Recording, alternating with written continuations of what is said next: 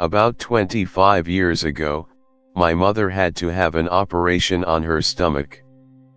They kept her very doped up. One day, in this drugged state, she overheard two people outside her room talking about boring surgery on boring patients. She thought they were talking about her. So she decided to not be boring. Her stomach was stapled shut, and the staples were not up against her skin at the very top. She called me and asked for some very specific things. I thought she was going to mend someone's coat, or scrubs or something. She is amazing with a needle and thread, and it was not uncommon for her to want to fix something for you, and generally it was a very fast repair. Nope. I get there with the box of supplies. If she finds one person to mend for, others always follow. I did wonder why she wanted a selection of my beads and fancy shaped buttons, but whatever. She grabs the box and starts lifting up her hospital gown. She put beads and buttons on every single staple. I tried to stop her, but that wasn't possible.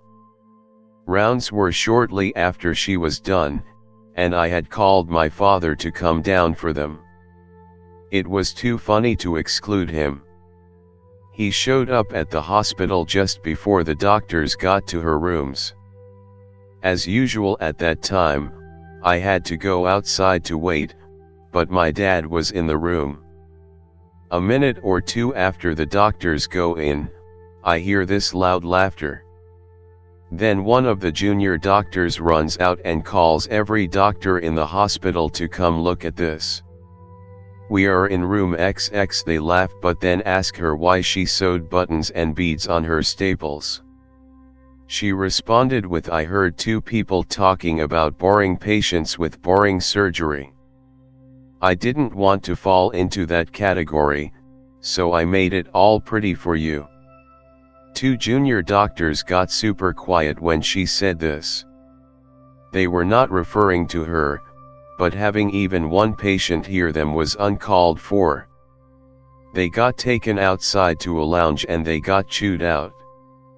We couldn't hear what they were saying, but we heard yelling from a room I know was the staff lounge.